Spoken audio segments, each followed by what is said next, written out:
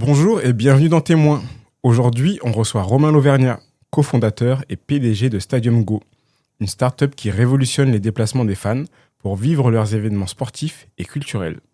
Passionné de sport et fan de l'OM, Romain est aussi membre du bureau de la Sporttech, l'écosystème qui accompagne les entreprises innovantes dans le sport français. Avec Stadium Go, l'idée est simple, le trajet fait partie de l'expérience. Que ce soit pour un match, un concert ou tout autre événement, Romain nous explique comment transformer un simple déplacement en moment de partage et de convivialité pour les fans. On va parler avec lui de son parcours, de la naissance de Stadium Go, de l'expérience des fans et de la manière dont la technologie transforme l'accès aux événements sportifs et culturels. Salut Romain. Salut Youssouf, merci de me recevoir. Merci de participer à cet épisode. Première question, généralement la plus simple. Peux-tu nous raconter ton parcours et nous dire qui es-tu ? Ouais, moi je suis Romain, j'ai 32 ans, je suis développeur d'applications et de sites web de métier à la base.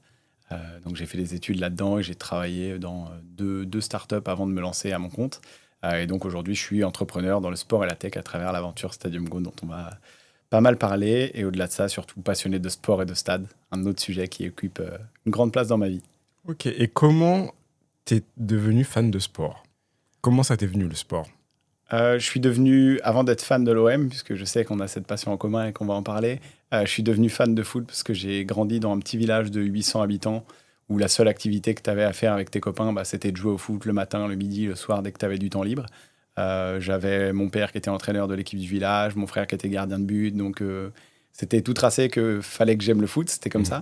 Donc j'ai des souvenirs, je pense, comme toutes et tous, de tu regardes la deuxième mi-temps dans l'escalier parce que tu n'as pas le droit et que tu dois aller dormir ou ce genre de choses. Donc c'est comme ça que je suis rentré dans le foot et fan de l'OM parce que j'ai une attache particulière dans le sud. J'ai une bonne partie de ma famille qui habite dans ce qui est ma ville de cœur, Sifour-les-Plages, près de Toulon. Et donc depuis tout jeune, j'y vais. On s'est beaucoup baladé à Marseille pour aller voir la devanture du stade. Tu sais, tu te balades et tu découvres un peu ce qu'il en est. Et un jour, avec mon père, j'ai vu une porte entrouverte et on est rentré dans le stade alors qu'il n'y avait pas de match, il n'y avait rien. Je me souviens qu'il y avait 4-5 personnes qui nettoyaient les sièges, qui étaient là pour travailler. Et le jour où je suis rentré dans ce stade et que j'étais tout seul, je me suis dit, je veux être là le plus souvent possible parce que, waouh, c'est immense, c'est grand. Ouais. Et du coup, l'année d'après, on est venu pour un match. C'était un OM Auxerre de mémoire. Et j'ai, comme beaucoup de gens qui démarrent, que ce soit au Vélodrome ou ailleurs, passé 90 minutes à regarder plutôt l'ambiance dans les virages que le jeu qui se passait sur le terrain. Et je pense que c'est ce jour-là où je suis profondément tombé amoureux de l'OM. Et donc, ça t'est venu quand t'étais jeune. Est-ce que t'as pratiqué aussi ? Non, je suis très mauvais au foot. Je crois que j'ai fait 1 ou 2 sessions d'essai et mes parents ont vite compris que c'était pas pour moi. Donc, je me suis plus spécialisé dans le fait d'emmener les gens le voir que de le pratiquer moi-même. Et d'autres sports ? Aujourd'hui, pas mal. Je suis pas un grand sportif à la base. Je m'y suis mis à la trentaine, donc il y a assez peu de temps. Running et depuis peu un peu de padel. C'est un peu les deux sports à la mode, donc j'échappe pas à la règle. Mais le running, c'est surtout un sport qui te permet de, un peu comme l'entrepreneuriat dont on va parler après, te challenger et repousser toujours un peu plus tes limites, donc ça me plaît. Ok. Et est-ce que quand tu étais petit, tu te disais que travailler dans le sport, c'était un objectif ou alors t'avais d'autres rêves ? Non, pas du tout. Quand j'étais petit, je voulais être cuisinier. Donc rien à voir. Puis policier scientifique, parce que je regardais un peu trop NCIS. Non, pas dans le sport. Je voulais même pas monter de boîte à la base, parce que j'ai eu l'idée de ce qu'est aujourd'hui Stadium Go en 2014, en fin d'études. Mais je pense que si j'avais monté une boîte à l'époque, ça aurait pas marché, parce que j'ai pas du tout la vocation de le faire. Donc j'ai eu un parcours assez classique de j'avais fait les études de dev, donc je développais des apps, des sites web, etc. Jusqu'au jour où finalement c'est venu d'un besoin. Stadium Go part du fait que j'ai longtemps habité à la région parisienne, donc le covoiturage c'était le moyen le moins cher pour me rendre au stade Vélodrome à moindre coût et finalement aller voir le plus de matchs possible. Mais je me suis rapidement rendu compte qu'il me manquait ce petit supplément d'âme qui est que quand tu pars de chez toi pour aller voir un match, tu as envie d'être dans l'ambiance, tu as envie de vivre ton match pleinement. Et ce truc-là me manquait, et donc j'ai commencé à creuser, regarder si ça existait ou pas, et c'est comme ça que les prémices de Stadium Go sont nées. Et du coup, c'est venu davantage d'un besoin pratique, finalement, et d'expérience aussi, plutôt qu'un... Voilà, aujourd'hui, ce qui est dans l'air du temps, la mobilité douce, l'écologie, une manière éco-responsable de circuler, ça, c'est venu à quel moment, un peu dans l'historique ? Je pense que c'est venu après le lancement. Je l'ai toujours dit et je m'en cache pas. L'écologie, quand j'ai lancé la boîte, C'était pas mon sujet parce que déjà, j'y connaissais rien et objectivement, c'est pas ce qui m'intéressait le plus. Moi, c'était vraiment le côté fan expérience de quand je pars de chez moi pour aller à un match, je veux vivre pleinement mon match. Tu vois, on en parlait un petit peu avant de prendre l'antenne ensemble. Quand j'ai fait des déplacements à l'extérieur ou autre, tu es avec d'autres supporters, donc tu es dans l'ambiance de ton match. C'est vraiment ce qui me manquait, donc ça a été le point de départ. Et en construisant la première version de ce qu'est aujourd'hui Stadium Go, je me suis éduqué, et avec mon associé Olivier qui m'a rejoint après, on s'est nous-mêmes éduqués sur le plan environnemental. Et c'est là qu'on a compris que notre vraie mission, la finalité de ce qu'on fait, elle était là. Mais pour autant, ça n'enlève rien au côté fan expérience qui est pleinement ancré dans l'ADN, puisque le but du jeu de Stadium Go, c'est de te faire vivre l'expérience la plus cool possible pour aller au stade. Et à la fin de l'expérience, te dire, sans que tu t'en rendes compte, tu as fait un truc cool pour la planète. Et si tu recommences, ensemble, on peut arriver à un truc qui est sympa pour tout le monde. Ok. Et effectivement, ça fait sens. Et pour en revenir un peu plus à la genèse de Stadium Go, à quel moment tu t'es dit que c'était possible en fait de le généraliser? Parce que j'imagine que toi, tu as commencé personnellement en se disant, voilà, moi j'ai ce besoin d'aller au stade, j'ai ce besoin de pouvoir me rendre à un événement culturel. Et je pense qu'il y a d'autres personnes, donc proposer un covoiturage, c'est bien. À quel moment ce besoin personnel, tu as pu quelque part l'extrapoler en se disant, en fait, on est plein, on a besoin, on est plein à avoir ce besoin-là, il y a quelque chose à faire. Et finalement, il n'y a pas de proposition sur le marché pour faire ce que moi j'ai envie de faire. Si je te refais l'historique en rapide, 2014, j'ai l'idée. 2017, je me dis, peut-être faudrait effectivement voir si je suis le seul qui a besoin de ce truc-là ou si ça concerne d'autres gens. Et donc, j'ai créé un compte Twitter qui existe encore aujourd'hui, qui s'appelle Covoiturage OM. Et pendant un an et demi, j'ai partagé les demandes et les offres de covoiturage chaque semaine. Et donc, au bout d'une saison, on est arrivé à plus de 1000 à 1500 annonces et donc covoiturage qu'on avait créé juste sur un club, qui est certes à grande dimension, mais on parle d'un compte Twitter. Donc, ça m'a confirmé que, en tout cas, sur la sphère OM, il y avait un besoin. Puis ensuite, on est allé toquer à la porte d'autres communautés de supporters qui ont des grandes communautés. Ça va être les supporters monégasques, Saint-Étienne, Lyon, le PSG, etc., pour confirmer que le besoin existait aussi chez eux.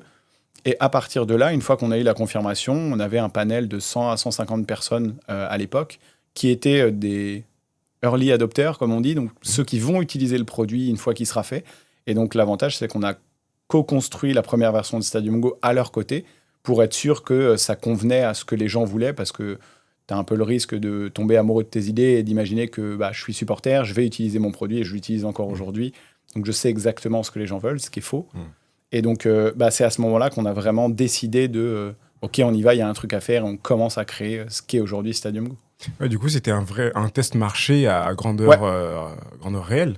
Exactement. Et je pense que c'est l'une des meilleures choses avec le recul qu'on ait fait, puisque on en reparlera certainement plus tard, mais il y a plein de trucs qu'on apprend en 6 ans d'entrepreneuriat, et le fait de tester une idée le plus vite possible et de parler le plus tôt dans l'aventure possible à tes clients potentiels, c'est le meilleur truc que tu puisses faire pour démarrer une boîte. Ok. Et dans quelle mesure ton background tech t'a aidé? Il m'a aidé à faire la première version de ce qu'est aujourd'hui Stadium Go, et j'ai aucun mal à dire qu'aujourd'hui, heureusement que c'est plus moi qui développe, parce que je suis mauvais développeur et que j'ai embauché des gens qui sont meilleurs que moi sur le sujet pour ça. Mais ça m'a permis de créer cette première version du produit, de faire les premières dizaines, voire centaines de milliers d'euros de chiffre d'affaires. Donc, c'était certes artisanal, mais en tout cas, ça fonctionnait, ça avait le mérite d'être là. Donc, ça m'a aidé par rapport à d'autres entrepreneurs qui peuvent ne pas avoir ces compétences tech et qui vont devoir chercher ou déléguer cette partie-là à une agence ou que sais-je. Donc, forcément, c'était plus simple de lancer une première version de produit de par le fait que c'était dans mes compétences. Ok. Et ce gap qu'il y a et qui fait souvent peur aux personnes qui veulent entreprendre, comment toi tu l'as vécu personnellement? Est-ce que à l'époque, dans quel état d'esprit tu étais quand tu t'es dit je vais lancer Stadium Go? Dans un état d'esprit que j'essaye de garder au quotidien, à savoir d'être insouciant. Tu lances un truc et tu apprends comment ça marche une fois que c'est lancé.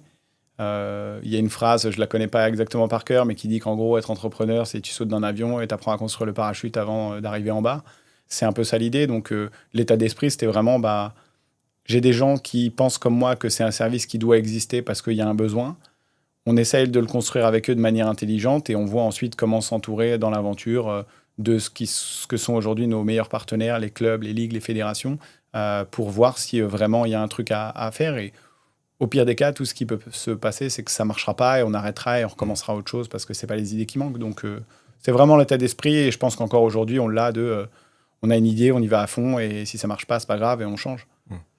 Et du coup, dans ce chemin entrepreneurial, comment est-ce que Stadium Go est passé de on s'adresse aux supporters qui ont ce besoin de se rendre sur les différents événements sportifs ou culturels, parce qu'il me semble que vous ne faites pas que du sport, on va toquer chez des clubs, on va toquer chez des ligues pour leur dire, en fait, on a un service qui fonctionne, que les supporters utilisent, et maintenant, en fait, je pense que vous êtes aussi apte à rentrer dans la picture et puis à pouvoir pousser ce service pour vos propres supporters.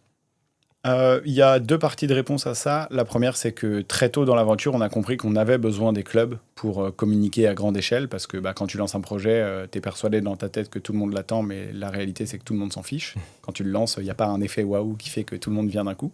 Et donc, les clubs ont cette force de frappe en matière de communication qui fait qu'ils peuvent toucher cette audience. Donc, rapidement dans l'aventure, ça n'a pas enlevé de plaisir. Le premier, c'était l'OM. On s'est entouré de pas mal de clubs pour que les clubs communiquent auprès de leurs supporters sur le fait que Stadium Go existe, c'est un service de covoiturage, vous pouvez y aller, etc. Donc ça, c'était la première étape et elle est encore aujourd'hui très vraie puisqu'on accompagne beaucoup de clubs dans plein de sports différents, on pourra en reparler. Et le deuxième point, c'est que historiquement, on avait juste un service qui est donc Stadium Go, la plateforme web et in-app mobile grâce à laquelle tu organises ton covoiturage vers un peu plus de 6000 événements à l'année. Mais aujourd'hui, notre cœur de métier aussi, c'est de créer des expériences de covoiturage sur mesure pour les organisateurs d'événements sportifs. Donc, on parle de plateforme en marque blanche pour celles et ceux qui ne savent pas ce que c'est. Grosso modo, si je prends un exemple de nos clients historiques, la Fédération française de football, tu tapes covoiturage FFF sur Google, tu tombes sur une plateforme, tu ne sais pas que c'est Stadium Go derrière parce que c'est de la marque blanche, c'est à leur image. Et ce service-là, il n'existait pas à l'origine et on voulait objectivement pas en entendre parler. Et c'est né en 2021 après le Covid. Sous l'impulsion notamment du RC Toulon, qui est venu toquer à notre porte pour nous dire moi je voudrais une plateforme, mais qui est la mienne, qui n'est pas mélangée autour de celle des autres. Et donc c'est encore une fois une belle preuve que plus tu écoutes tes clients potentiels, plus tu peux potentiellement développer ta boîte plus facilement, puisque aujourd'hui, non seulement le service en marque blanche existe, marche très bien, mais surtout il représente 95% de l'activité de Stadium Go aujourd'hui. Et il y a quelque chose d'intéressant dans ce que tu dis, c'est que il y a la partie audience dont bénéficient les clubs, mais il y a aussi la partie, quelque part, comment dire, sentiment d'appartenance. Et ça, on en avait parlé pour le coup en off. Et en fait, ça, c'est un élément qui est extrêmement important dans le sport de haut niveau et notamment dans le foot. C'est l'identification à son club. Et que pour vous, du coup, de pouvoir, quelque part, se mettre en retrait Stadium Go pour dire au club, en fait, on vous met à disposition ce service-là et quelque part, les supporters vont identifier ce service à votre club. C'était quelque chose que tu m'as dit qui était également important du point de vue d'un supporter. C'est hyper important et c'est ça qui a tout changé. C'est que, comme je te disais juste avant, au début de l'aventure, on ne voulait pas entendre parler de marque blanche parce que justement, on allait effacer Stadium Go et on était persuadé qu'il fallait que Stadium Go reste et que c'était ça qui allait faire en sorte que ça marche.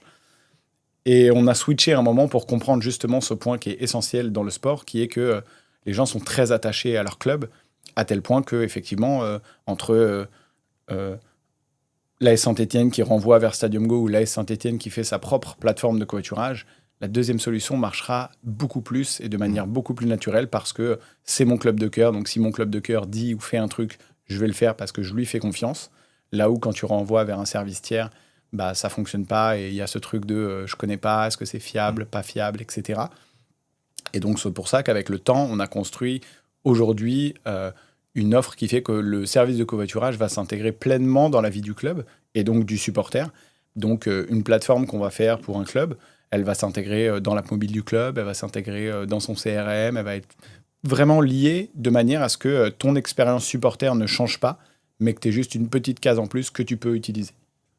C'est très intéressant ce que tu dis parce que ça dénote vraiment d'une capacité à pivoter en tant qu'entrepreneur en se disant j'avais une idée de base, j'avais quelque part un plan sur la façon dont j'ai envie de communiquer, la façon dont j'ai envie de développer ma marque. Et en fait, quand tu te confrontes au marché, en fait, tu te dis je suis obligé parfois de prendre certaines décisions qui vont faire que mon produit il va se développer, mais peut-être que voilà, ma marque se développera moins, mais ça me fait gagner autre chose. Parce que là, pour le coup, vous avez fait une petite bascule finalement entre du B2C, donc un service à destination des consommateurs finaux, vers un service B2B, où vous allez vous adresser aux clubs, aux fédérations, et qui généralement est plus stable en termes de revenus. Est-ce que je me trompe sur ce point-là ou Non, pas? non, tu as 100% raison. C'est plus stable et plus logique parce que c'est le besoin qui est évoqué.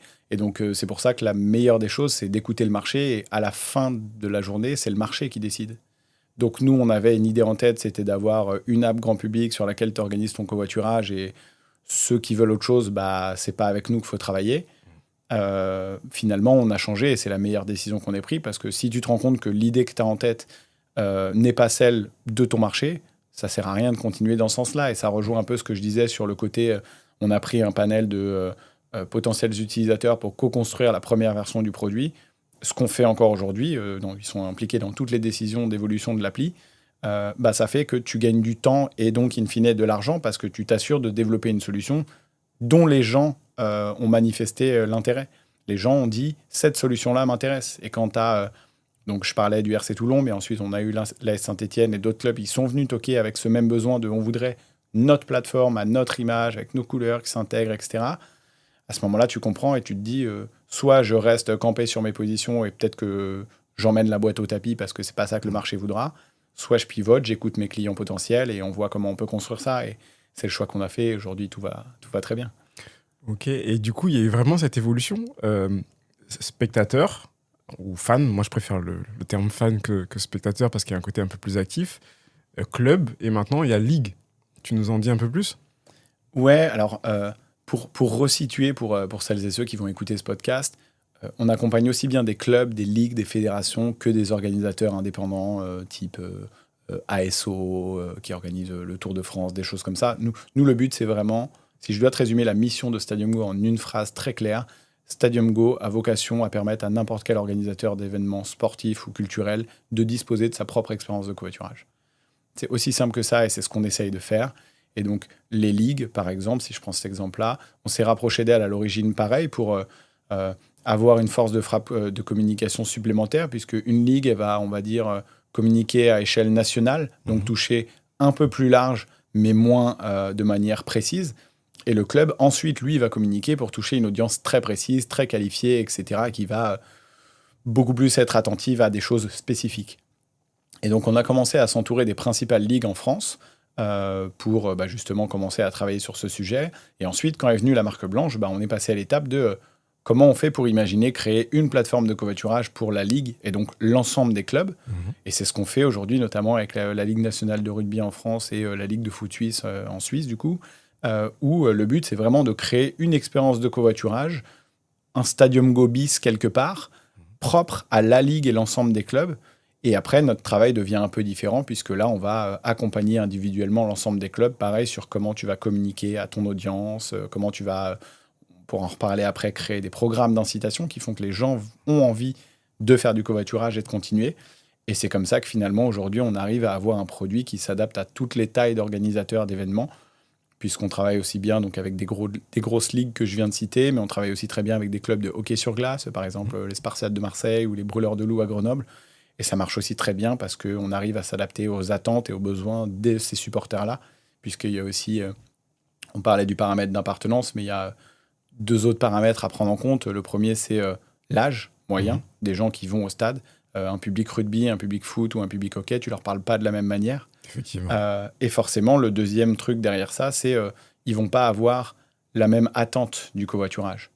Il y a des publics qui vont être très jeunes, qui vont être plus à la recherche de l'économie que de permettre de faire le covoiturage. Et donc, plus j'économise de l'argent, plus je vais au stade. C'était mon cas à l'époque. Il y en a d'autres où ça va être plus le gain éventuel d'une récompense ou le côté vraiment fan expérience de habituellement, j'y vais tout seul. Là, ça me permet de trouver des partenaires de voyage et c'est quand même beaucoup plus sympa d'aller au stade avec des gens que y aller tout seul.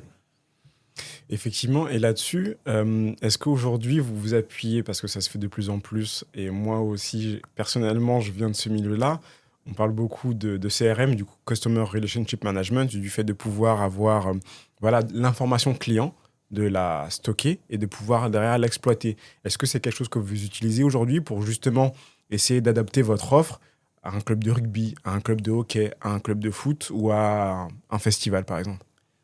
Oui, clairement, pour une raison assez simple, c'est que il n'y a que la data qui peut te permettre d'orienter la manière dont tu fais les choses. Donc, on va lancer un produit avec une version un peu standard à la base, puis la data qui va être remontée concrètement, demain, si je lance une plateforme pour un festival, quel est le comportement des gens? Qu'est-ce qu'ils font de cette plateforme? Donc, ça va de données très simples comme quelle distance ils parcourent pour se rendre au festival, d'où ils viennent en termes de région, etc. Donc, il y a des organisateurs d'événements sportifs ou culturels qui découvrent à travers nous que les gens qui viennent en covoiturage se trouvent dans ce qu'ils appellent une zone de chalandise un peu plus large que ce qu'ils pensaient à la base. Donc ça, c'est le premier élément. Et le deuxième qui est aussi intéressant, c'est des comportements qui permettent d'orienter la manière dont l'organisateur va communiquer. Typiquement, aujourd'hui, sur Stadium Go, un covoiturage, en moyenne, il est réservé à J-4 de l'événement. Okay. Et il est proposé à J-7 de l'événement. Et donc, ça a l'air d'être des données tout à fait basiques et qui ne disent pas grand-chose. Mais finalement, ce que ça transmet au club, c'est que si tu communiques, par exemple, à J-2 du match, par rapport à cette cible-là et ses habitudes, c'est trop tard. Elle est plus captive. Et donc, en ça, on arrive à adapter un peu les cycles de communication que tu vas avoir sur le covoiturage. Et je pense que ça peut s'étendre à la mobilité au sens un petit peu plus large, parce que, justement, on arrive à collecter un maximum de données d'activité des plateformes.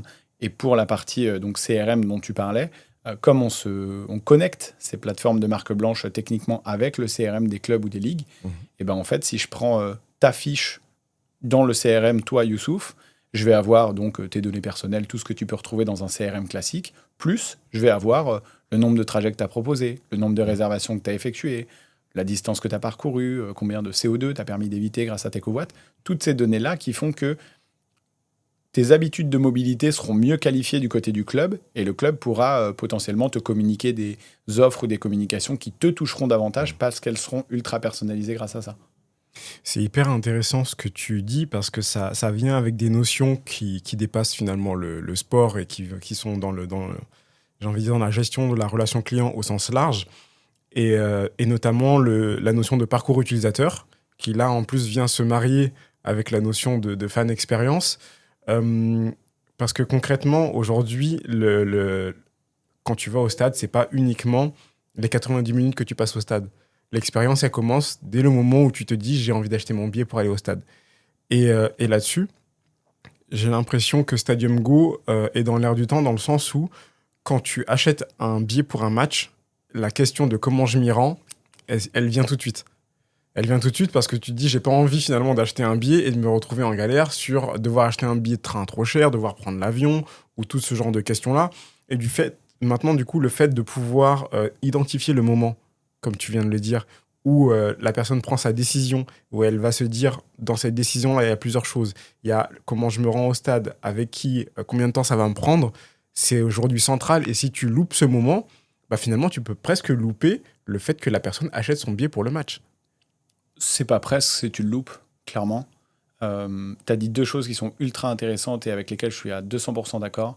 La première, c'est que pendant longtemps, et encore aujourd'hui, je trouve certains organisateurs considèrent que la fan expérience, elle démarre une fois que tu es sur le site.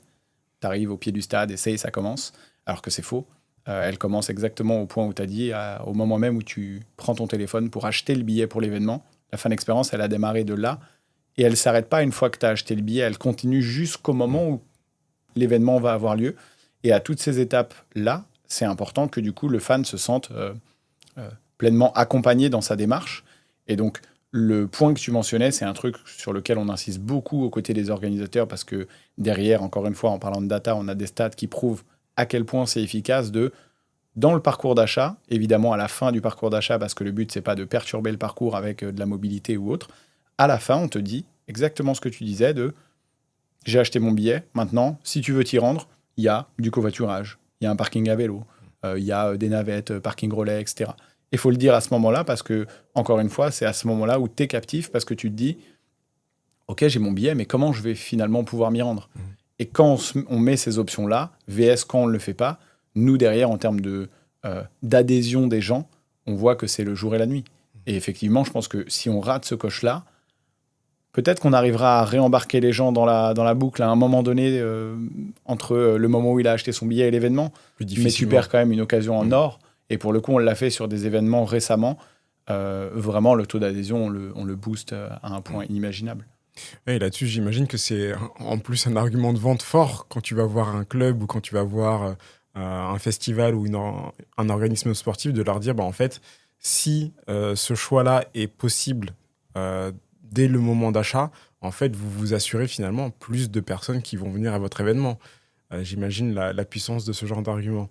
L'autre question que j'avais par rapport à ça, c'est est-ce que vous allez pousser des incentives aux spectateurs pour qu'ils choisissent finalement une option de covoiturage plutôt qu'une autre ou d'avoir un système de récompense ou de fidélisation?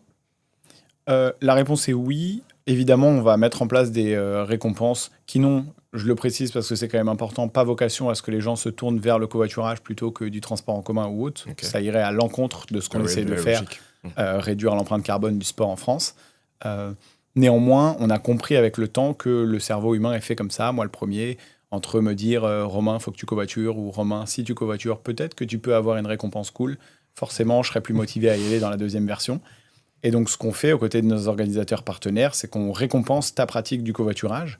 Donc, si je te prends quelques exemples, par exemple, toi, Youssouf, si demain tu vas voir tes supporters du Racing Club de Strasbourg et que tu vas voir un match à la Méno, si vous êtes 3 dans la voiture, tu auras la place de parking au pied du stade qui est offerte. Donc, non seulement depuis chez toi jusqu'au stade, on va te faire vivre une expérience qui est trop cool, mais en plus, une fois que tu vas arriver, tu n'auras même pas à réfléchir où te garer, parce qu'on t'aura déjà, 24 heures avant le match, envoyé la bonne place, au bon endroit, avec les bonnes infos.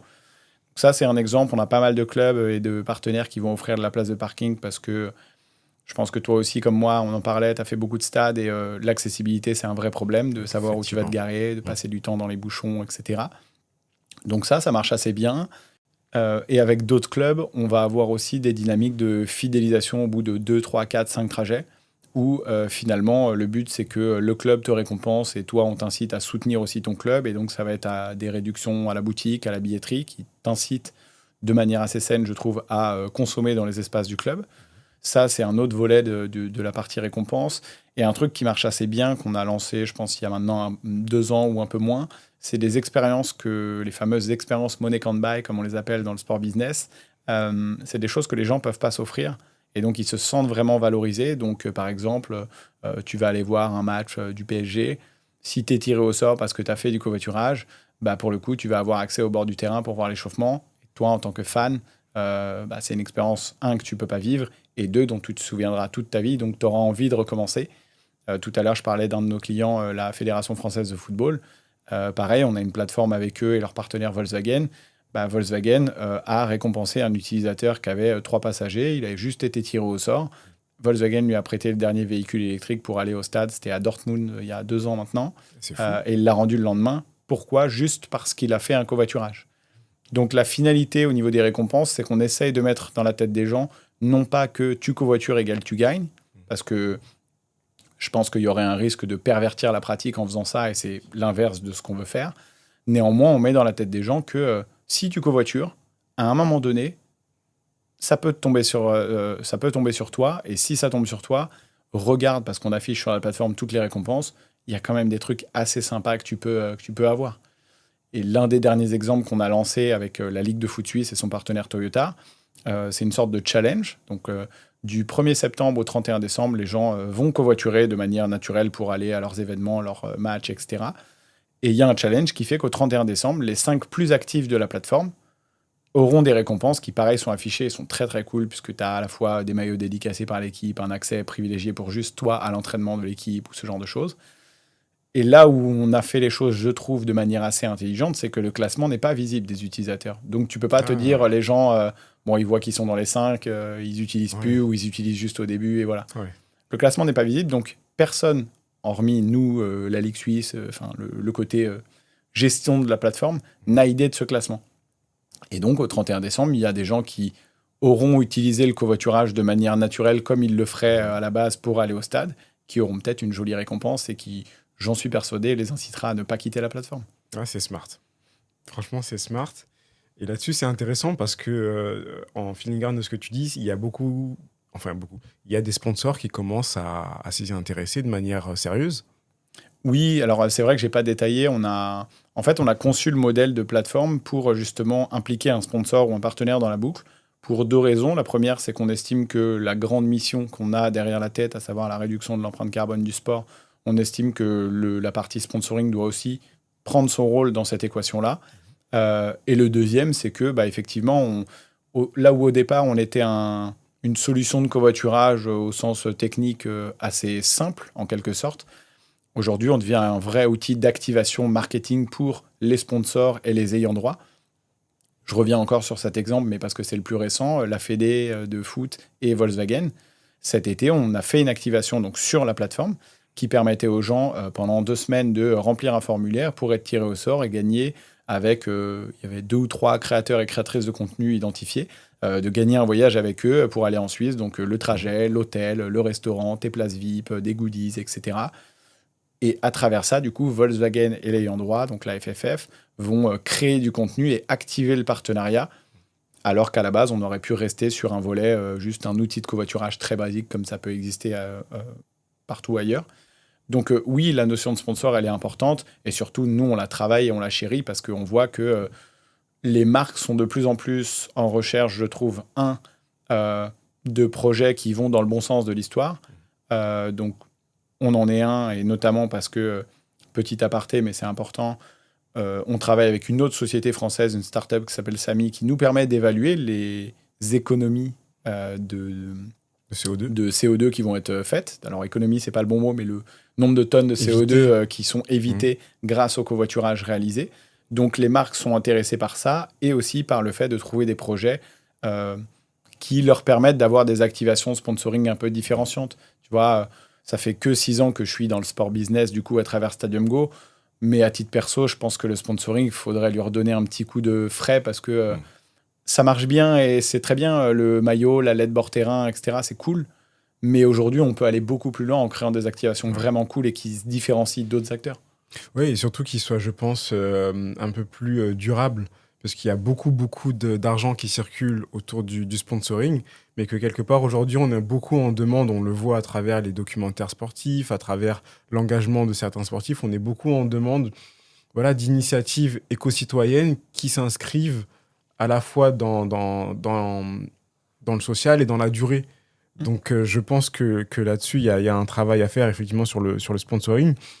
Et ça amène ma prochaine question qui est un peu provoque, mais est-ce que le sport, de manière générale, est à côté de la plaque niveau écologie ? Non, ce serait mentir de dire ça. Est-ce que le sport est en retard ? Oui. En France, un peu plus que chez certains de nos voisins européens. À côté de la plaque, non. Nous, on a vu le avant-après, parce que j'ai lancé la boîte avant le Covid.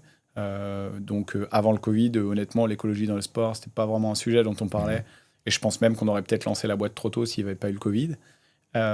Aujourd'hui, c'est devenu non seulement un sujet depuis, on va dire 2021, qui est vraiment ancré dans la tête de tout le monde. Ça ne veut pas dire qu'on avance à vitesse grand V et qu'il n'y a pas de choses qui ne vont pas, au contraire. Mais ça veut dire qu'il y a beaucoup d'initiatives qui sont lancées, tant par des startups, des sociétés privées comme nous, comme Nolt, FlyCup, plein d'autres boîtes qui existent, qui sont sur des thématiques qui vont dans ce sens-là, que par des clubs, des ligues, des fédérations. Le dernier exemple en date, donc je crois que c'est 2023, la Ligue de foot professionnelle avec qui on travaille, qui a lancé des points licence club attribués selon les actions RSE au sens large qui sont faites par les clubs. Et notamment, il y a un petit volet covoiturage. Donc, grosso modo, un club va obtenir des points s'il met en place une solution de covoiturage. Et si je schématise, plus tu as de points, plus tu vas toucher une proportion importante de l'argent des droits télé. Donc, il y a vraiment une récompense à la fin. Donc, dire qu'il est à côté de la plaque, non. Néanmoins, il y a encore aujourd'hui beaucoup, beaucoup de travail et il y a encore aujourd'hui des non-sens écologiques. Aujourd'hui, on est le 9 octobre. Il y a 2-3 jours, il y a 2 matchs qui ont décidé d'être délocalisés en Australie et je crois à Miami. Donc, c'est Com Milan AC et Villarreal contre une autre équipe espagnole. Ça, par exemple, j'arrive pas à trouver une raison positive à cette décision-là. Je comprends toujours pas, tant sur le plan attachement local pour les fans de ces clubs concernés, mais sur l'aspect écologique, je vois aucune ligne positive à cette idée-là. Donc, des micro-décisions comme ça vont être des non-sens qui peut laisser penser que le sport va droit dans le mur et qu'on est à côté de la plaque. Pour autant, heureusement, ce n'est pas ce qui prédomine. Et ce qui prédomine, c'est quand même, en tout cas, c'est ce qu'on ressent. Des fois, ça met un peu trop de temps, mais on sent quand même qu'il y a une envie d'aller dans le bon sens. Ça s'est vu avec Paris 2024, qui avait toute une stratégie de jeu les plus durables, etc. Ça se voit dans plein d'exemples, les 24 heures du Mans qui font un green ticket, ou si tu viens en mobilité douce, tu as une récompense, etc. Je pense qu'on est encore aujourd'hui aux prémices de tout ce qui va devoir être fait pour aller dans le bon sens. Mais non, et je pense que c'est important que le sport professionnel donne un peu l'exemple au sport amateur qui, lui, souffre davantage parce que encore moins de moyens. Donc, si tu veux faire des choses, il faut que tu puisses avoir les moyens de le faire.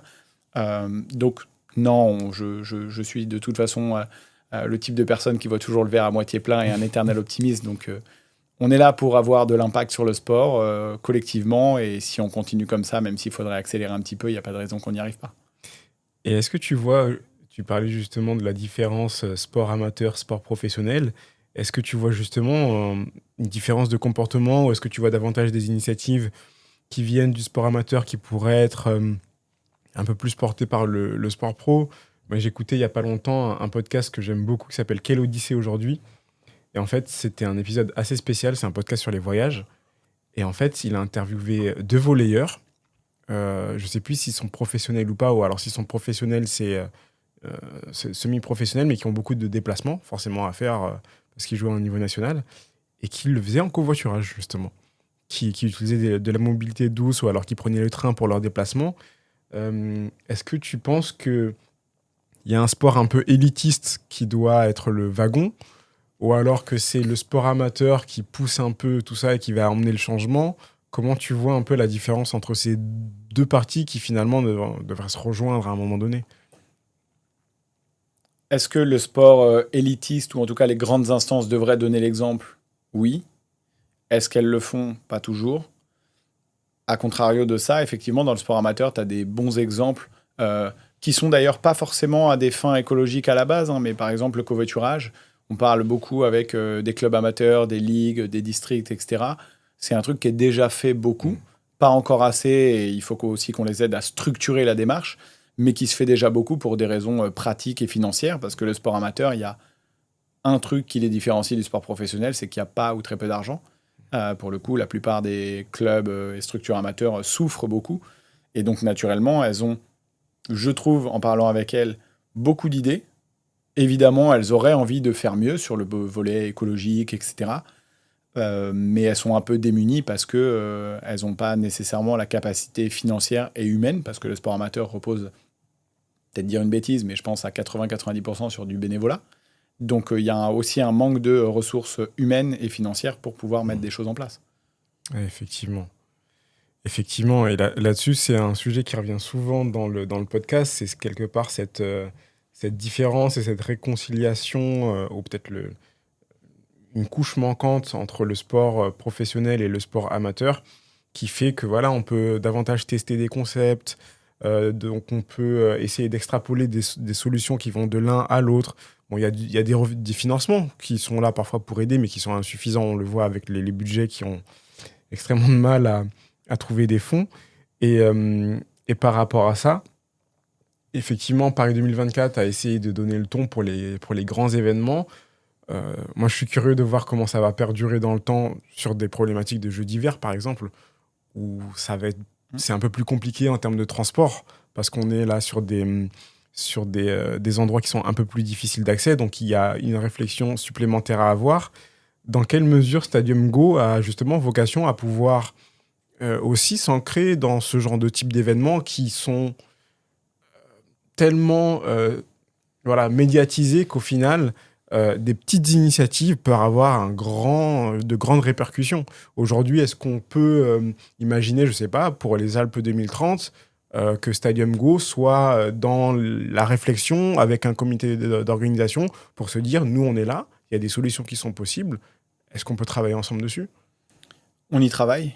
C'est le but, hein. Je te le disais tout à l'heure, nous, le but, c'est d'accompagner tous les types d'organisateurs d'événements à partir du moment où il y a un besoin qui est identifié. Et donc, le besoin, il part de quel est le comportement des gens pour ce type d'événement. Est-ce qu'ils viennent en voiture ou pas? S'ils viennent en voiture, comment on peut faire pour réduire ce nombre de voitures et faire en sorte que l'expérience soit tout aussi bonne? Donc on y travaille effectivement sur des gros événements. On a travaillé par exemple en 2023 avec la Coupe du Monde de rugby, qui était un gros événement d'ampleur. Et ce qui est intéressant, et là où le covoiturage fait du sens pour ce type d'événement, c'est que généralement, tu vas avoir plein de différents clusters. Donc tu vas avoir Coupe du Monde de rugby, tu avais Marseille, tu avais Nice, tu avais plein de villes différentes. Et donc ça afflue d'un peu partout. Alors tu as le train qui fait une partie du travail, mais là, sur ce type d'événement, on va aussi beaucoup aider sur les derniers kilomètres ou les trajets un peu plus petits qui vont être d'une région, par exemple, un match au stade Vélodrome, tu as des gens qui vont venir de Nice, d'Avignon, etc., pas forcément en train. Donc là, on peut être force de proposition et du coup, notre travail, c'est d'être en capacité de répondre aux contraintes d'organisateurs aussi bien très structurés et très gros comme des comités olympiques que des plus petits qui ont des problématiques très terre-à-terre de... on parle par exemple avec des organisateurs d'événements type semi-marathon, running, etc., pour lesquels parfois la principale problématique, c'est les gens ne peuvent pas venir autrement qu'en voiture. C'est terriblement difficile d'y accéder. Comment on propose un service qui les aide à trouver la bonne voiture et en même temps limiter le nombre de voitures parce qu'on parle en plus d'événements qui ont lieu dans la nature. Donc tu as toute la partie préservation de la biodiversité, etc. Le but, c'est pas de ramener des milliers de voitures en montagne. Donc justement, comment on fait en sorte d'avoir un service assez cool là-dessus? C'est intéressant et je pense que ça va dans le sens de l'histoire. À la sortie des Jeux de Paris 2024, il y a la maire de Los Angeles qui m'a dit une phrase qui, moi, m'a choqué, mais en même temps, il faut parfois être visionnaire. Elle a dit, je veux, pour Los Angeles, je veux des Jeux sans voiture. Voilà, aux États-Unis. Qu'est-ce que tu en penses? Aujourd'hui, j'y crois pas une seconde, mais je serais le premier à l'applaudir si elle y arrive. Parce que certes, mon entreprise, c'est de mettre des voitures sur la route et des gens dedans pour aller à des événements, mais par vocation et intérêt pour cet impact qu'on essaie d'avoir à travers le sport, si elle y arrive, ce sera une prouesse monumentale.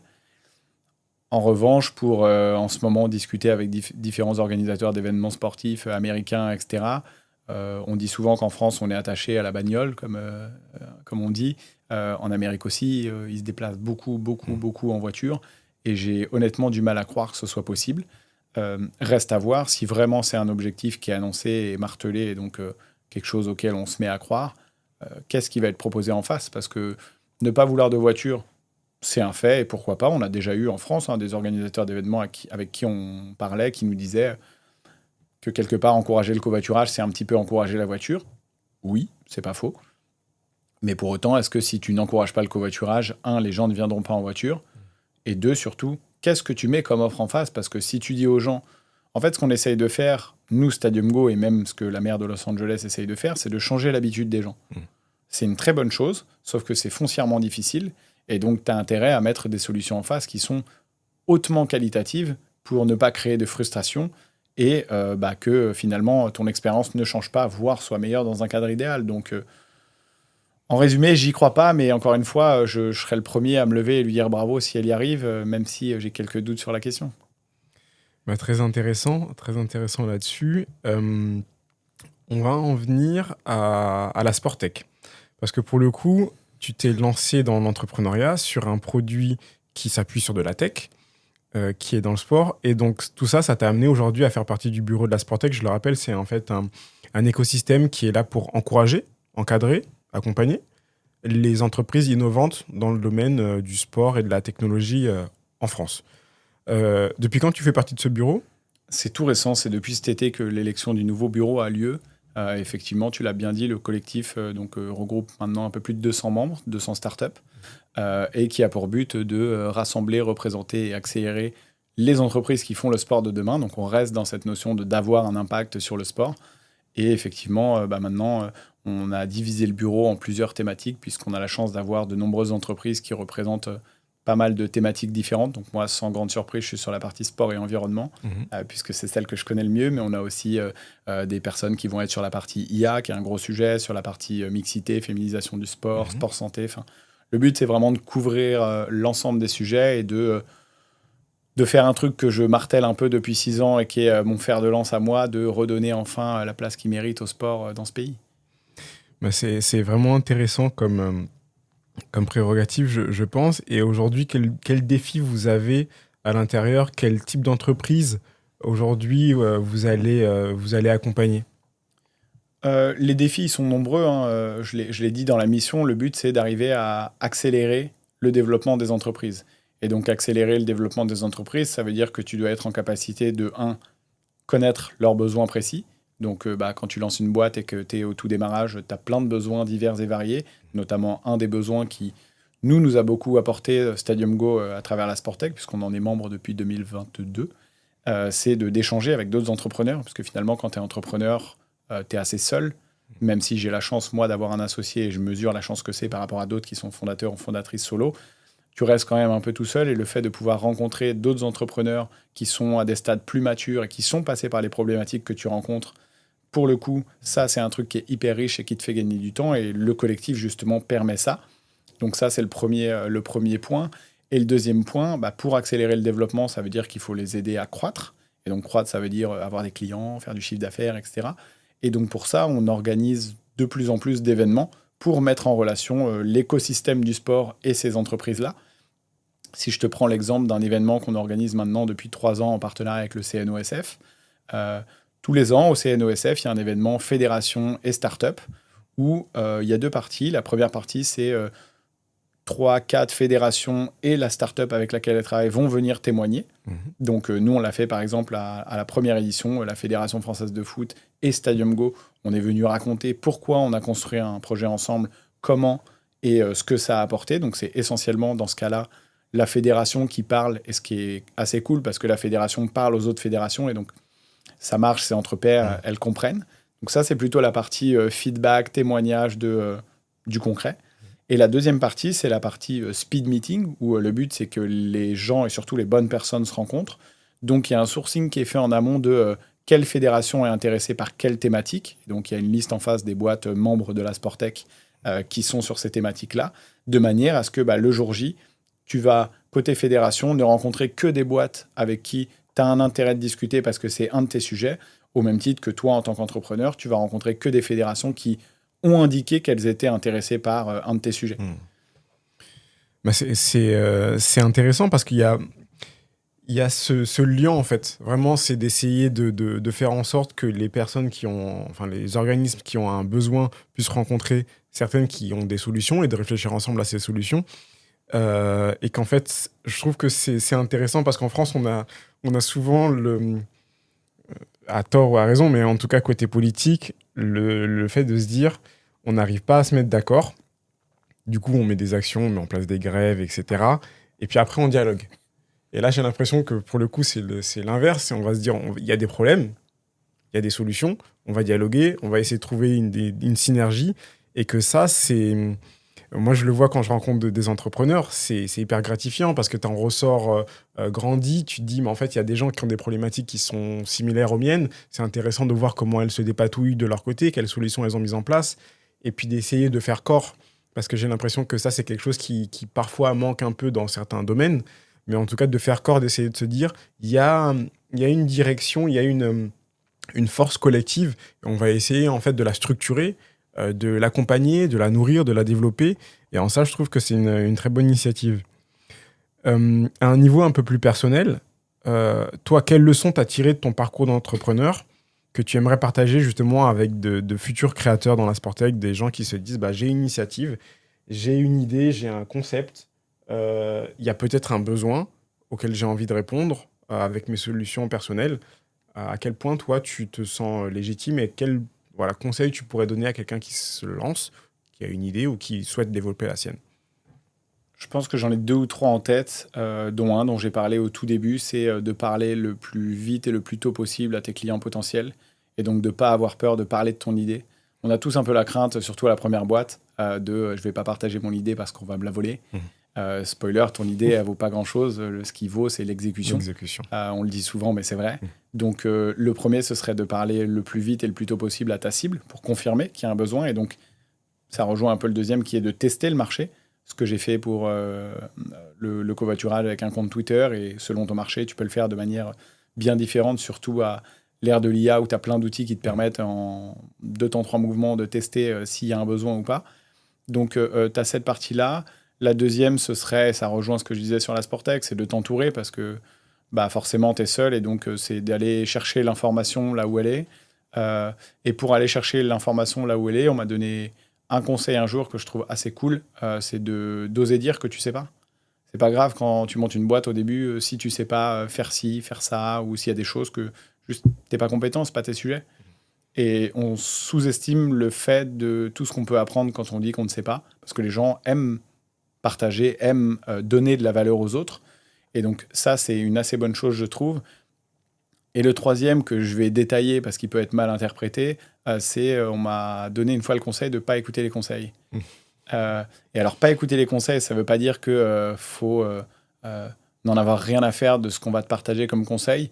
Ça veut juste dire qu'il ne faut pas prendre le risque de toi, Youssouf, tu vas me donner un conseil sur ma boîte, je vais le prendre au pied de la lettre et je vais l'appliquer tel quel. C'est juste d'essayer de te nourrir de tout ce qui va t'être dit et de trancher, toi, à la fin de la journée, avec ta lecture du sujet, parce qu'il n'y a personne d'autre qui connaît mieux ta boîte que toi, quoi qu'il arrive. Et tous ces ingrédients-là font que je pense que ça peut t'aider à mieux démarrer, même si je suis encore un baby entrepreneur. Hein, c'est ma première boîte et on apprend tous les jours. C'est ça qui est assez cool. Je pense que l'entrepreneuriat, c'est la meilleure école de la vie. En tout cas, c'est ce que je pense. Donc, c'est les 2-3 conseils que je donnerais et il y en a certainement plein d'autres que je vais encore découvrir sur la route. Bah, c'est des beaux conseils parce que je trouve qu'en plus, ça va au-delà de l'entrepreneuriat. Parce que moi, pour le coup, je suis papa et on dit souvent ça aussi pour les parents. On peut pas écouter tout le monde, on peut pas prendre tous les conseils. Mais par contre, oui, effectivement, on peut s'en nourrir. Ça ne veut pas forcément dire tous les appliquer parce que je pense que c'est pas possible et il y en a plein qui parfois sont contradictoires. Mais en tout cas, de les prendre et de se dire, je fais mon marché. Et il y en a certains qui me parleront plus que d'autres, certains que je pourrais appliquer, d'autres pas forcément. Donc, très bon conseil. Des entreprises ou des initiatives à suivre dans le domaine du sport? Ouais, il y en a pas mal. Alors, dans le sport, et il y en a une qui sera un peu en dehors, mais il y aura un lien, tu vas comprendre. Et les trois sont sur des sujets qui me tiennent à cœur, et ça rejoint toujours cette notion d'impact qui reste autour de moi. La première, c'est une boîte qui s'appelle Reform. On peut dire, une agence qui accompagne les organisateurs d'événements sportifs à structurer, piloter et activer leur stratégie RSE. Donc, c'est un peu le truc dont moi, à titre perso, je rêve, c'est que toute organisation sportive est en haut de la pyramide de sa stratégie RSE et que du coup, toutes les actions que tu vas faire puissent être alignées avec ça. Et donc, ils accompagnent cette boîte marseillaise qui accompagne notamment la FFF, le Stade Brestois. Enfin, ils ont des références assez cool. La deuxième, je dirais Manita. Manita, qui est une boîte que j'adore et j'ai la chance de partager mes bureaux avec Camille, d'ailleurs, la fondatrice, qui vise à rendre le football accessible à toutes les femmes. Donc là, on est vraiment sur la partie création de matchs, d'entraînement, de tournois pour casser un peu les barrières qui peuvent exister et qui empêchent aujourd'hui une femme de se dire le foot, c'est aussi pour moi. Et la troisième, qui est un peu hors sport, mais qui est volontairement après Manita parce que les deux se rejoignent un peu, c'est une asso, pas une boîte, qui s'appelle Technovation Girl. Et donc, il y a la branche française qui s'appelle Technovation Girls France, qui est une asso qui vise à démocratiser la tech et l'entrepreneuriat pour les femmes, puisque, grosso modo, si tu regardes l'écosystème startup, c'est pas une grande surprise de dire qu'on manque cruellement de femmes. Et on manque cruellement de femmes parce que je pense que pas suffisamment tôt dans leur vie, on leur dit que c'est possible. C'est aussi pour vous, il y a de la place et vous êtes légitime de prendre cette place. Et donc, cette asso, elle est assez cool. Moi, j'ai eu la chance d'être mentor l'année dernière. On accompagne les jeunes filles de 13 à 17 ans à mettre un premier pas dans la tech et l'entrepreneuriat. Et donc, pendant 6 mois, les groupes de jeunes filles, qui sont généralement 5 ou 6 par groupe, vont construire un projet de A à Z qui est en lien avec un des ODD, donc Objectifs de développement durable. Et donc, elles vont passer de l'écriture d'un mini business plan à la création du produit via les outils tech. Donc, on les forme aussi à l'outil tech qui existe, jusqu'à la présentation à un jury final. Là, c'était à l'école 42 cette année. Donc, c'est vraiment une asso que je trouve merveilleuse et j'en parle aujourd'hui parce que on est en plein recrutement des jeunes filles et des mentors, là, pour la prochaine saison qui arrive et qui démarrera dans les mois prochains. Donc, si ça vous intéresse, n'hésitez pas à aller, je crois que c'est technovationfrance.com.fr et rejoignez le programme, c'est trop cool. Super, on partagera ces références-là dans la description de l'épisode. Comme ça, toutes celles qui sont intéressées pourront y participer. On va en revenir à un point qu'on aime bien, tous les deux. C'est vraiment l'expérience fan. Parce que finalement, toi, le besoin, il est venu de quelque chose de très personnel. C'est ton lien avec le foot, avec le sport, avec l'OM et le fait de vouloir voir ton club. Qu'est-ce qui rend, pour toi, un trajet exceptionnel? Où tu te dis, en fait, j'ai fait ce covoiturage. Là, aujourd'hui, je sais que je vais m'en souvenir. Un covoiturage réussi, je pense que déjà, c'est un covoiturage que tu fais avec d'autres passionnés. C'est ce qui m'a amené à créer Stadium Go et vraiment tous les covoiturages que j'ai pu faire avec des gens qui sont passionnés de l'OM comme moi, que je connaissais pas avant de monter en voiture avec eux, c'est des expériences inoubliables que tu peux faire. C'est aussi une facilité de stationnement, donc comme je disais, soit d'avoir une place de parking ou en tout cas un bon plan. Et donc, le but du jeu, c'est que de ta maison, tu saches déjà toutes les étapes qui vont se dérouler. C'est ça, c'est d'avoir une bonne ambiance. Donc, ça va être, pourquoi pas, demain, avec Stadium Go, mettre à dispo des playlists de chants de supporters ou ce genre de choses qui vont te permettre de te chauffer un peu la voix en voiture et de kiffer. Euh, donc, ces ingrédients-là, ils font que le trajet va bien se passer. Et après, si on extrapole un peu et que je te parle de mon match idéal, le match idéal, tu arrives 2-3 heures avant, tu prends un peu l'apéro, l'alcool est à consommer avec modération, n'oublie pas. Euh, mais tu prends un peu l'apéro avec tes potes, tu vas parler du match, le dernier match que tu as fait était pas fou, donc qu'est-ce qu'on espère ce soir, machin. Tu vas vivre ton match avec, de plus en plus, ça se fait une fan expérience autour du stade qui est assez cool, donc les clubs proposent de plus en plus des animations, des activités à faire, parce que bien souvent les gens arrivent. J'ai pas la moyenne nationale, mais si je prends nos stats à nous, Stadium Go par exemple, les gens arrivent généralement 3 heures avant le match. Donc, tu vois, il faut quand même occuper ces gens-là. Une victoire, évidemment. Et puis le retour, pareil, sans encombre. Le retour, c'est toujours un peu touchy parce que, déjà, quand tu fais du covoiturage, ça veut dire que tu dois soit être mis d'accord, soit retrouver la personne au bon endroit, etc. Et pareil, l'idée, c'est d'avoir un trafic le plus fluide possible. Donc, c'est pour ça que grâce au covoiturage, plus on arrive à réduire le nombre de voitures, plus les gens peuvent rentrer chez eux librement et sans encombre. Et toi, au niveau personnel, si tu avais un souvenir le plus fort ou le plus marquant sur les covoiturages que tu as fait? Euh, J'ai envie de te dire, mais je l'ai déjà beaucoup raconté, mais c'est notamment un des covoiturages qui a donné l'essence à Stadium Go. C'était avec un monsieur qui s'appelait Roger, qui avait, plus le chiffre exact en tête, mais je dirais la cinquantaine d'années, et qui m'a répété, on faisait Paris-Rennes, j'allais un déplacement pour Rennes-Marseille, qui m'a répété à quel point il détestait le foot, et c'était pas son truc, parce qu'il courait derrière un ballon, etc., etc. Et c'est notamment un des trajets qui m'a fait comprendre que je voulais voyager avec des passionnés qui allaient au stade, au même titre que lui, je pense, s'est promis de plus jamais prendre des gens qui vont à un match dans ses covoiturages, parce que c'est pas du tout son truc. Donc c'est un des trajets marquants, mais après j'ai fait des trajets merveilleux avec des utilisateurs Stadium Go où dans la voiture on rigole, on parle du match, etc. Et ce qui est cool, c'est qu'à un moment donné dans la discussion, je pense que la question la plus posée dans un covoiturage, c'est tu fais quoi dans la vie? Et donc forcément, moi avec mon grand sourire, il y a un moment où ça arrive le fait que tu vois l'appli que tu as utilisée, je travaille un peu pour eux. Et ce qui est cool quand je fais ça, c'est qu'ils se sentent libres de me dire tout ce qui n'a pas été. Et au final, c'est ce qui, je trouve, est le plus intéressant parce que ça fait toujours du bien à l'ego et je dors bien la nuit quand on me dit que ce que je fais, c'est cool. Mais ce qui nous intéresse, c'est aussi de savoir toutes les étapes que tu n'as pas kiffé et comment on pourrait améliorer l'expérience pour que demain, elle soit encore meilleure et tu restes avec nous. Et ça, j'en ai des anecdotes comme ça, j'en ai un paquet. Mais ça, c'est super parce que pour le coup, tu as t'as du retour client en direct, brut, à exploiter pour améliorer ton application à chaque trajet. C'est génial. J'ai fait un Chartres-Dortmund aller-retour, donc tu as à peu près 14 heures de bagnole. Et j'ai eu pas mal de feedback. Ouais, j'imagine. Est-ce que tu as tes petits rituels autour du covoiturage ou de trajet pour aller au stade? Parce qu'en vrai, finalement, le covoiturage, c'en est déjà un. Le covoiturage, c'en est déjà un. J'ai mon petit rituel qui s'est fait de manière naturelle, mais il est comme ça quand je vais au stade. Alors, il y a quand je vais au stade pour supporter mon club de cœur et quand je vais au stade dans une autre ville pour découvrir, c'est un peu différent. Si je te prends la version mon club de cœur, ça va être préparer ton match. Donc, t'es abonné, t'as pas besoin de billet, ou sinon tu prends ton billet, c'est toujours le même t-shirt. Je suis pas superstitieux, mais je sais pas pourquoi, je mets toujours le même t-shirt et la même écharpe pour aller au stade. Donc, tu te prépares ça. Tu pars bien à l'avance et tu as organisé ton covoiturage. Donc parfois c'est via Stadium Go, parfois c'est via des copains ou des copines qui habitent à côté et on se fait une voiture parce que un c'est mieux et deux c'est plus simple pour se garer. Donc je suis utilisateur moi-même de ce que je vends au quotidien, le covoiturage. T'arrives, tu prends, tu vas boire des coups avec tes copains, etc.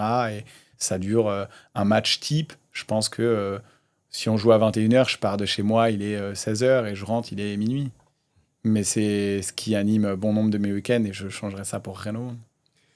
Et pour le coup, ça, c'est quelque chose de fort parce qu'il y a pas mal de PDG ou pas mal de chefs d'entreprise qui n'utilisent pas le service finalement qu'ils vendent. Et là, pour le coup, c'est un argument supplémentaire de vente de dire bah, moi, je suis utilisateur de mon propre service parce que voilà, c'est quelque chose qui m'anime personnellement. Et toi, du coup, c'est vraiment quelque chose qui t'est venu parce que tu es fan de l'OM. Tu vas avoir d'autres matchs. Est-ce que tu es encore dans cette logique d'exploration? Est-ce que tu le fais uniquement par plaisir ou est-ce que tu le fais aussi dans une logique professionnelle d'aller voir, je sais pas, des matchs dans des stades importants? Tu parlais de Dortmund, par exemple. Maintenant, il y a un peu les deux. À la base des bases, je suis passionné profondément de foot et surtout des ambiances qui sont mises par les groupes ultras, etc., les tifos, les ambiances. C'est vraiment un truc qui me fascine. Donc, j'ai déjà fait pas mal de stades en France et en Europe. Je continue d'en faire beaucoup à la base pour le côté passion, mais maintenant, j'ai un peu ce biais-là de est-ce que Stadium Go aurait une utilité ici? Donc, ça m'arrive, je l'ai fait l'année dernière. J'ai été voir un match en Suisse avant que le projet naisse avec la Ligue et d'écrire à quelqu'un du club pour qu'on se rencontre et qu'on échange pour voir s'il y a un besoin et même d'échanger avec des supporters. Tu vois, je prends des supporters au hasard et je leur demande comment vous êtes venus, est-ce que c'est compliqué de se garer, etc. etc. Mais la base de tout ça, c'est quand même beaucoup de la passion. Et c'est pour ça que aujourd'hui, la partie cool de Stadium Go, c'est que comme on accompagne beaucoup de ligues, de clubs, de fédés, et que on met beaucoup d'importance dans la relation client, on rend visite à ces gens-là des soirs de match. Donc, en rendant visite à tes clients, bah, finalement, tu vois un peu les dessous de comment est façonné le sport, tu visites des stades, etc. Et ma collection de stades visités, du coup, ne fait qu'augmenter pour mon plus grand bonheur. Donc, non, je continue et on en parlait un peu en off la semaine prochaine. Après cet épisode, je serai au Maroc pour le derby de Casablanca, ambiance merveilleuse. Et je peux que conseiller à tout le monde de faire le mur jaune de Dortmund ou ce genre de choses. Et quel stade, justement, quelle ambiance t'as encore envie de découvrir que t'as pas fait? Le derby de Casablanca, pour le coup, c'était sur ma bucket list depuis très très longtemps. Je rêve, comme tout le monde, d'Amérique latine parce que c'est un autre monde et que les ambiances sont assez folles là-bas. Pour autant, en Europe, on a des trucs assez quali. Liverpool, j'aimerais bien vivre un You Will Never Walk Alone à Anfield, ça peut être cool. Espagne, il y a des choses assez sympas. Et en ce moment, je regarde beaucoup l'Italie. J'ai fait pas mal de matchs, notamment à l'époque, puisque maintenant la situation sportive a un peu évolué, mais derby de Gênes, très sympa, derby de Turin aussi. Donc il va encore y avoir des explorations foot, mais pas que, parce que Stadium Go m'a permis aussi de m'ouvrir à pas mal d'autres sports. Oui. Je me prends d'amour en ce moment pour le hockey sur glace à Marseille, parce que c'est trop cool, ça va dans tous les sens, c'est marrant. Un peu comme tout le monde, je suis tombé dans la F1 avec le documentaire sur Netflix. J'ai fait mon premier Grand Prix l'année dernière en Italie. Je recommence l'année pro en Espagne. Donc l'idée, c'est vraiment d'explorer un peu tout et rien. Et c'est pas ce qui manque, le sport à aller voir pour le coup. Sortez de chez vous le week-end, allez voir du sport et juste kiffer. Effectivement, c'est assez fou. Et moi, pour le coup, j'ai une anecdote parce que j'étais dans la même logique que toi. On avait fait avec des copains, en gros, la liste de tous les matchs en Europe qu'on aimerait aller voir, et pour décider d'en aller voir certains. Et à l'époque, on avait fini par aller voir un match de Ligue des Champions à Naples. On se disait, on veut découvrir le San Paolo, qui maintenant s'appelle Diego Armando Maradona, mais on veut découvrir l'ambiance là-bas et tout. Donc on se prend le billet sur une grosse plateforme de revente de billets. Et en fait, on se pose pas forcément toutes les questions que justement on se pose au moment où normalement on achète un billet. Donc comment on y va? On dit, on sait qu'on va y aller malheureusement en avion parce que c'est l'Italie, c'est Naples, c'est un peu loin. Bon, on se dit, on voulait y aller, c'est en semaine. C'est difficile de pouvoir faire d'autres choix que d'y aller par ce biais-là. Bref, on prend. Et en fait, déjà, première chose, c'est que notre billet, au moment où on prend l'avion, on l'a pas. On l'a pas. Donc, on a même hésité à prendre l'avion parce qu'on se dit, mais en fait, on y va, on n'a pas notre billet. Moi, j'appelle la plateforme avant, ils me disent, si, vous inquiétez pas, ça va arriver. Le jour du match, on profite à Naples un peu de l'ambiance de la ville. Naples, qui est une ville absolument magnifique en son sens et qui, je trouve, en plus, a des similarités avec Marseille. Et en fait, on se fait livrer notre place par un livreur qui arrive en scooter en plein milieu de l'après-midi à 3 heures du match. Donc déjà, on a l'appréhension de se dire qu'on allait peut-être louper notre match. On y va en métro, donc entre notre location en ville et puis le match extraordinaire. debout pendant 90 minutes, ça chante, 6 buts durant le match. Franchement, grosse fin du match. À Naples, on sort du stade, il n'y a plus de métro.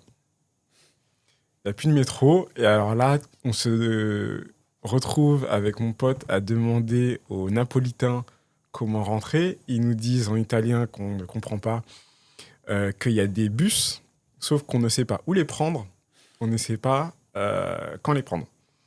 Donc finalement, on les cherche pendant un moment, et puis on sort du match, il est quoi, 23h30, minuit. Ouais. Et on se dit, bon, on trouve toujours pas les bus, on va rentrer à pied. Hein.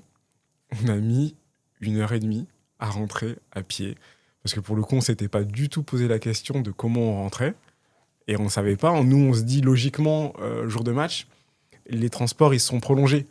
Bah non, à Naples, ils ont une autre logique, c'est jour de match, en fait, les transports sont fermés plus tôt. Okay. Donc voilà, grosse expérience de bout en bout, et pour moi, c'était drôle, parce que il y a plein de gens qui t'auraient dit, mais en fait, plus jamais, moi je ferais jamais ça, etc. Pour moi, en fait, c'était assez symbolique de la façon dont Naples fonctionne, avec ses avantages et ses inconvénients. Mais pour moi, je me suis dit, c'est l'expérience napolitaine par excellence, à travers ce match-là, et la question de la mobilité après. Donc voilà, quand on découvre l'expérience fan, on parle aussi de la façon dont on va au stade dans d'autres pays. Bien sûr. Mais remarque, en termes de mobilité douce, là, t'es pas mal. D'être rentré à pied, c'est bien. Bah, clairement. Clairement, pour le coup, le bilan carbone, il est meilleur comme ça. Il est meilleur comme ça, mais ouais, il y a plein de gens qui sont dans notre logique comme ça, de pouvoir découvrir d'autres pays ou découvrir d'autres cultures, découvrir des ambiances par le biais de l'expérience fan. Et je sais que, par exemple, aux États-Unis, autour de la NBA, ça se fait beaucoup. Bien sûr. Ouais. Il y a beaucoup de gens qui vont aux États-Unis pour regarder, quand ils vont, par exemple, faire un séjour à New York, ils se disent, voilà, un petit match au Madison Square Garden, ça fait partie du voyage, du folklore local. Clairement, je pense que 90% du temps, je cale mes vacances pour qu'il y ait un match au milieu. Ah oui ? Ouais, c'est toujours cool de découvrir d'autres choses, que ce soit du foot ou autre, mais c'est toujours sympa. Donc NBA, par exemple, je m'étais arrangé pour que, quand je suis parti aux States, il y ait un petit match de NBA. Ouais, en vrai, chaque week-end ou chaque vacances, je pense que je fais en sorte qu'il y en ait, et s'il n'y a pas, je me rabats sur les visites de stade ou autre. Très, très, très intéressant en tout cas, hein, ce fait de pouvoir découvrir des cultures différentes à travers le sport. Et moi, un des sujets qui est important dans le podcast, c'est vraiment la culture. Et je suis content de t'avoir dans le podcast. Pourquoi ? Parce que le covoiturage, que ce soit pour aller à des événements culturels ou sportifs, j'ai l'impression que ça fait partie un peu de la culture française et de la culture sportive. Culture sportive que beaucoup nient, mais moi je trouve qu'il en existe une. Comment tu vois la chose ? Est-ce que tu penses que justement, t'es là sur un usage, t'es là sur des habitudes qui s'inscrivent dans quelque chose finalement de plus grand ? Là où je pense que je te rejoins, si je comprends bien ce que tu dis, c'est que le covoiturage pour aller à un événement est pleinement ancré dans les valeurs qu'on connaît du sport ou d'un événement culturel, à savoir le partage. Il n'y a rien qui te permet plus de partager que d'être enfermé dans une voiture avec 3 autres ou 4 autres personnes que tu ne connais pas. Donc en ça, je pense qu'il y a un lien avec cette culture sport qu'on a un petit peu. Et je pense que ça facilite aussi l'adhésion des gens au changement d'habitude, justement, parce que c'est un peu différent quand tu vas covoiturer, je ne sais pas, pour aller en vacances ou autre, de manière un peu différente. Quand tu te rends à un événement sportif ou culturel, tu n'es vraiment pas dans le même mood. Tu n'es vraiment pas dans le même état d'esprit. Tu es là pour faire la fête, pour profiter, etc. Et pour le coup, ça retranscrit un peu ce qu'on essaye de faire. Ce qu'on essaye de faire, encore une fois, c'est de te permettre de vivre ta passion avec toujours autant d'intensité, voire plus, parce qu'on va te mettre en relation avec des gens qui ont la même que toi, et donc forcément, ça crée un effet cumulé. Et de te faire changer tes habitudes un peu discrètement, parce que on a remarqué que si on fait ça tous ensemble et à grande échelle, le sport s'en portera pas plus mal dans les années qui viennent. C'est intéressant ce que tu dis, et pour le coup, cette notion de partage, elle est à la fois clé dans le sport et dans le covoiturage. Elle s'inscrit vraiment dans l'ADN, pour moi, de la culture telle qu'on le veut autour du sport. C'est-à-dire que tu es au stade, ou alors tu es en covoiturage, tu es sur une rencontre que tu ne feras peut-être jamais s'il n'y avait pas eu cet événement sportif-là. Et moi, c'est ce que je trouve fort dans le sport, c'est que peu importe le statut social de la personne qui est à côté de toi, peu importe son historique, d'où elle vient, à partir du moment où tu y vas ensemble, ça y est, tu as le même maillot, ça suffit quelque part à casser certaines barrières. Et en ça, je trouve ça fort. Et de le faire finalement en amont du match, durant le trajet, je trouve que c'est encore plus fort parce qu'il y a plein de dynamiques. C'est les dynamiques territoriales. Ah, mais toi, tu viens de tel côté, tu viens de tel coin, tu connais tel village, tu connais telle ville. Et finalement, de se retrouver au stade bien avant, via le trajet, moi, je trouve que ce que vous faites, c'est vraiment fort. Et il en sort quelque chose de plus fort que simplement, voilà, tu viens en métro, je viens en métro, on partage le moment au stade, et puis après, chacun part de son côté. Je trouve qu'en fait, vous apportez un supplément d'âme vraiment à l'événement sportif ou à l'événement culturel. Et pour ça, pour moi, vraiment, vous êtes un acteur culturel. Merci déjà, parce que c'est le meilleur compliment que tu puisses nous faire. On va dire qu'on étend un peu la fan expérience, on l'a fait démarrer du coup de chez toi, et que on pourrait dire presque que, parce que je suis 100% d'accord sur le fait que le stade, c'est le meilleur lieu par définition dans lequel tu réunis des gens qui n'ont rien à voir ensemble et qui peut-être s'adresseraient même pas la parole dans la rue, parce qu'il y a ce truc de on porte le même maillot, c'est la passion, c'est comme ça, et tu te retrouves à prendre des gens dans les bras que tu connais pas sur un but, et c'est exceptionnel. Au final, est-ce qu'on peut dire que tous les covoiturages qu'on fait, c'est un peu des mini-stades?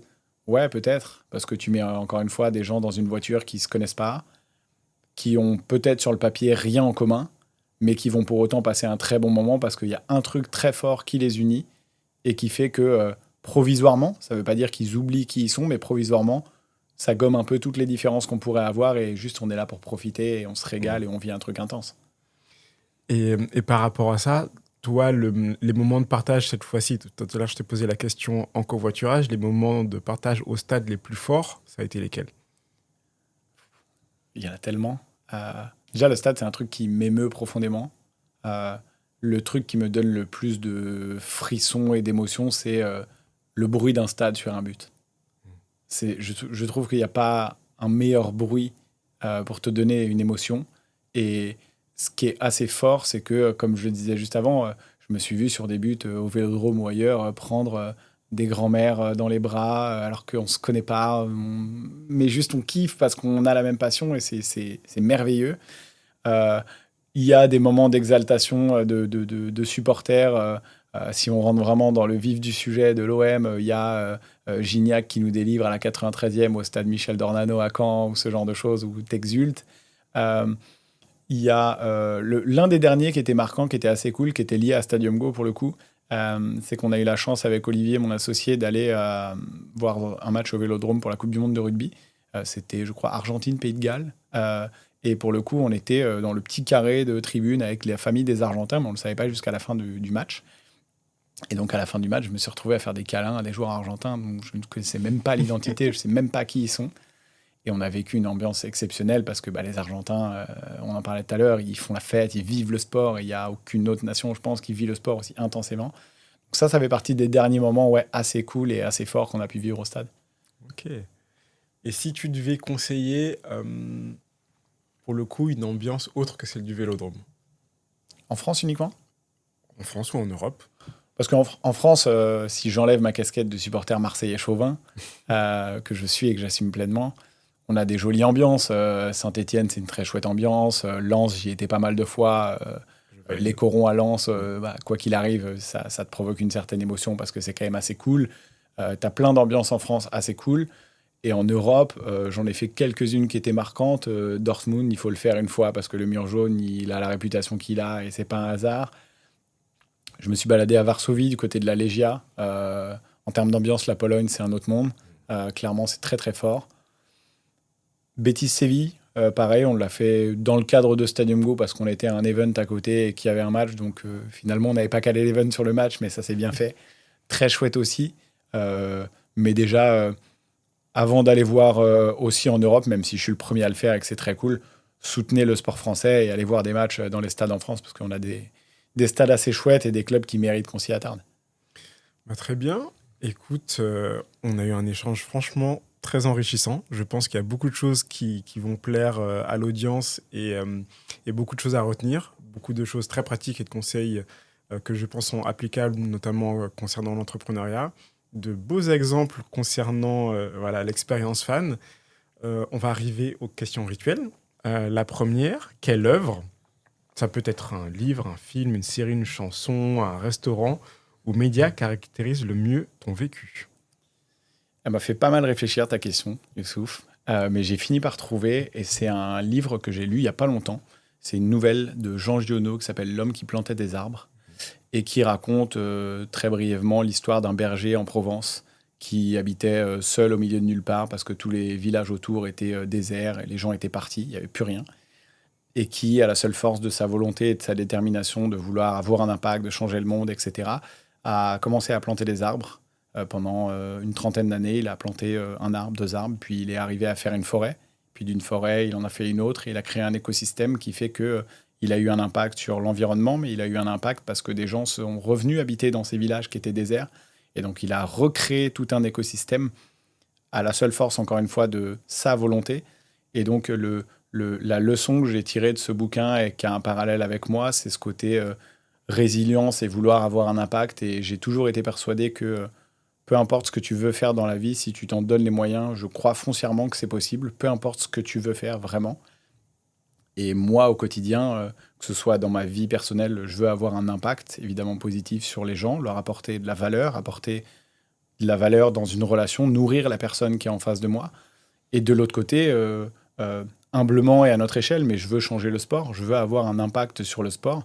Stadium Go est une des petites pièces du puzzle qui doit être construit pour aller dans le bon sens, mais j'ai envie d'avoir cet impact et je crois foncièrement, et ce livre en est un peu ma preuve, qu'avec beaucoup d'envie, de détermination et de travail, on peut arriver à changer le monde et faire à peu près tout ce qu'on veut. Bah écoute, c'est un très bel exemple. Et je crois que c'est la première fois qu'on a un livre. Donc je suis content, ça apporte de la variété. Deuxième question, une question surprise. Et pour ça, je vais te demander de me donner un numéro entre 1 et 10. On va rester sur Marseille, je vais dire... Ah non, 13. 8. 8. Alors, numéro 8. Comment le sport a-t-il influencé tes relations personnelles et sociales au fil des années? Super question. Sur le plan personnel, je pense qu'il l'influence parce que, étant un passionné de sport qui passe bon nombre de ses week-ends au stade, etc., il faut forcément que j'ai des gens autour de moi qui ont un attrait pour le sport, pas aussi passionné, mais qui aiment quand même le sport, parce que sinon, tant sur le plan d'une relation amoureuse que amicale, avoir une relation mais que tu passes ta vie au stade, c'est pas compatible. Et puis le sport occupe une grande partie de ma vie, parce que j'aime le sport en tant que pratiquant, en tant que spectateur, mais côté business, ma boîte est dans le sport aussi, donc le sport rythme mes journées. Donc je pense que ça influence à peu près tout ce que je fais, est par le prisme du sport, et ça me va bien parce que j'en suis passionné. À côté de ça, ça m'empêche pas d'avoir plein d'autres idées de projets en tout genre qui n'ont... Certains ont un rapport avec le sport et d'autres n'ont aucun rapport. Donc je pense que le sport, côté pratique, me nourrit, parce que le sport, vraiment, au sens physique du terme, t'apporte des bienfaits qui sont incomparables. Mais oui, je pense que ça influence quand même le type de relation que je peux créer avec les gens. Il y a toujours ce petit atome crochu sport qui fait qu'on se rapproche davantage facilement qu'avec une autre personne qui va détester le foot ou autre. Effectivement, c'est pas des gens forcément... Je serais pas le meilleur copain avec Roger, avec qui j'ai covoituré, qui déteste le foot, par exemple. Eh bien, écoute, c'était un très bon mot de la fin. Merci pour cet échange et merci pour vraiment tous les conseils et tous les apprentissages qui ont été ceux que tu as partagés dans ce podcast. Mais merci à toi, Youssouf. J'espère qu'on se voit bientôt dans un covoit ou au stade. Avec plaisir.